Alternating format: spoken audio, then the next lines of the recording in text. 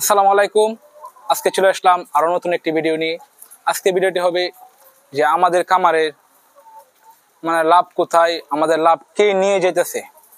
আমাদের যে খামারে আমরা ডিম বিক্রি করে এই কিছু একটা লাভ হয়, সেটা কে নিয়ে যায়।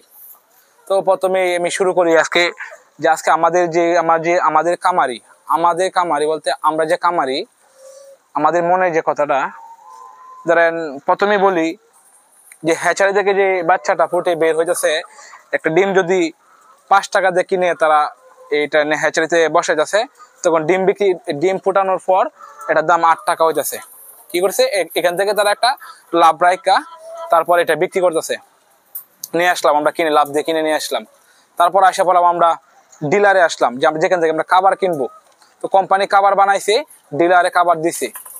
ডিলার কি করলো, ডিলারের লাভ রাখা, কোম্পানির লাভ রাখা খাবারের বস্তা আমাদের দাম বসাই দিছে যে এই খাবার এত টাকা লাগবে। তা আমরা এটা কিনলাম।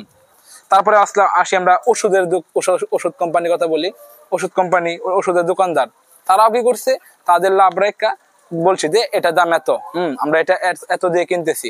তারা ইনভেস্ট করছে, তারা লাভ করে বিক্রি করতেছে। স্বাভাবিক, ইনভেস্ট যেহেতু করবো তাই একটু লাভের আশায় তো ইনভেস্ট করতেছি। আচ্ছা, ইনভেস্ট করলাম। তারপর আসি ওষুধগুলো। এখন আসি ভ্যাকসিনের ক্ষেত্রে। ভ্যাকসিনেও সেম, তারা একটা রেট দিয়ে দিব, এই রেটে বিক্রি করতে হবে, কারণ তাদেরও লাভের প্রয়োজন, তারা ইনভেস্ট করছে। তারপর আসি ডাক্তারের কথা বলি। ডাক্তারের কাছে যাই, ডাক্তারেরও এই বীজের দিয়ে ডাক্তার মুরগি দেখাইতে হয়, তার কোনো লস নাই, তারও লাভ। তারপরে বলি যে আমাদের কামারে যে এই খাবার নিয়ে আসে অটো চালক, তার যে গাড়ি দিয়ে নিয়ে আসে, তারও গাড়ির বেতন এই 1 বছর পার হইতেই বলে যে সবকিছু জিনিসের দাম বাড়ছে, তা আমাদের বেতন তো এই হইতেছে না, আমাদের টাকাটা একটু বাড়ায় দাও। বাড়লো, তার বেতনও বাইরে গেল।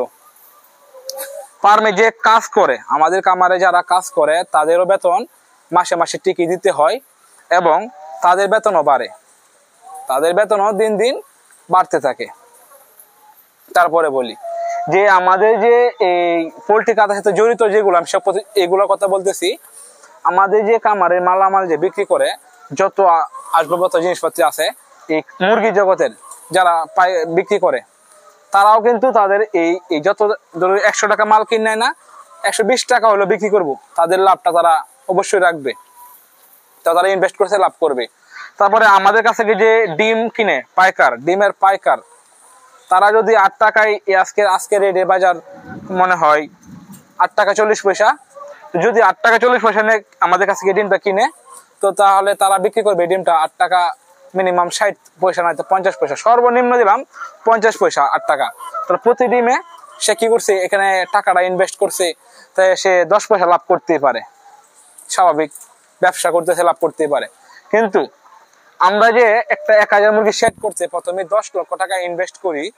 ইনভেস্ট করার পর মুরগি খাওয়াইলাম, সবকিছু করাইলাম, ভ্যাকসিন করলাম, ডিম পাড়াইলাম।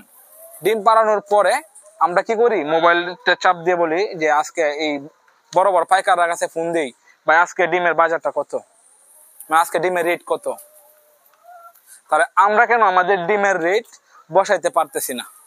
আমাদেরও তো এই ডিম উৎপাদন করতে 7.5 টাকা, এই প্রায় 8 টাকার মতো খরচ পড়ে। এ টু জেড ফার্মের কর্মচারী বেতন, এই বিদ্যুৎ বিল, খাবারের খরচ, ওষুধপাতি খরচ, সব মিলে আমাদেরও তো 8 টাকার উপরে খরচ পড়তেছে।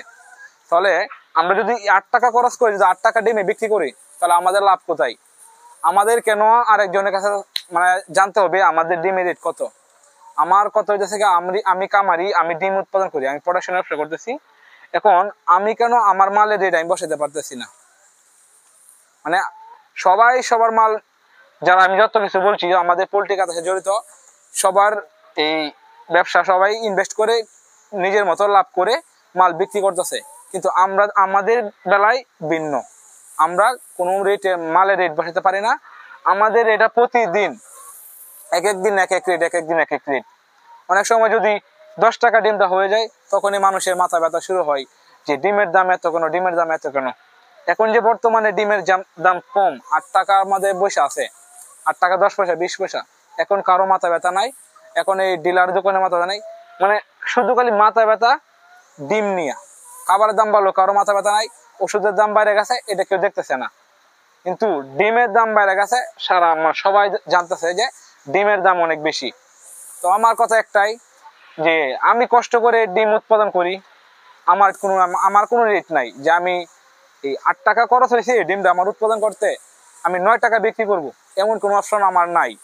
সেই জন্য আমার আফসোস যে আমিও তো টাকা ইনভেস্ট করে এই ব্যবসাটা করতে আইছি, কিন্তু আমার কেন এই অপশনটা নাই যে আমি এত টাকা বিক্রি করব।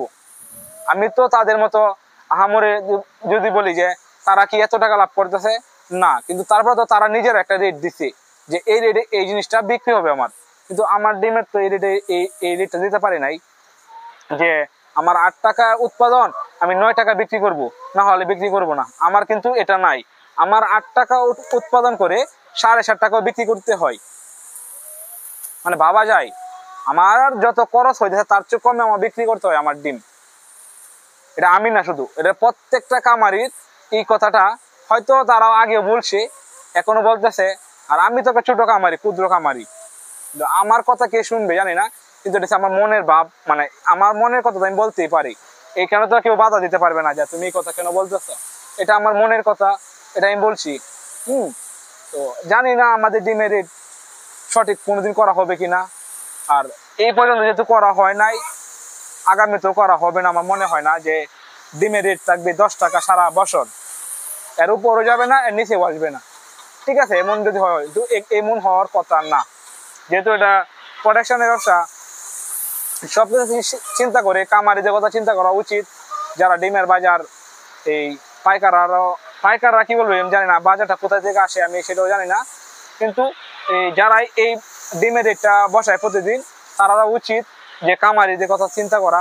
কারণ তাদের যে কত টাকা খরচ হয় একটা ডিম উৎপাদন করতে, সেটা যদি তারা একটু জানতো, জানার চেষ্টা করতো, তাহলে আমার কাছে মনে হয় খুবই ভালো হইতো। কারণ আমাদের উৎপাদন দেখে আমাদেরকে কিছু হলেও লাভ দেওয়া দরকার, এটা স্বাভাবিক। আমাদেরকে কিছু লাভ দেওয়া দরকার, এই সারা বছরে আমাদের একটা রেট করে দেওয়া দরকার। তো আজকে আমার কথা এটুকুই ছিল।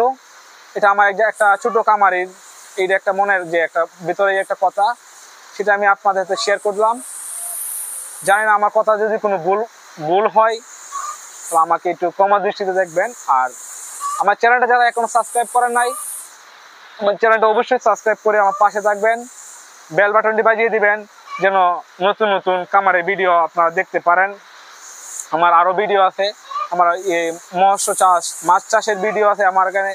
আমি আমার এই গুরু বিষয়ে একটা, আমার যে গরু পালন লালন পালন করে সারাদিন আমি যে কাজ ব্যস্ত থাকি, সেইগুলো আমি আপনাদেরকে দেখানোর চেষ্টা করি। তাহলে ভালো লাগলে এই ছোট ভাইটাকে একটু সাপোর্ট করবেন। সালাম।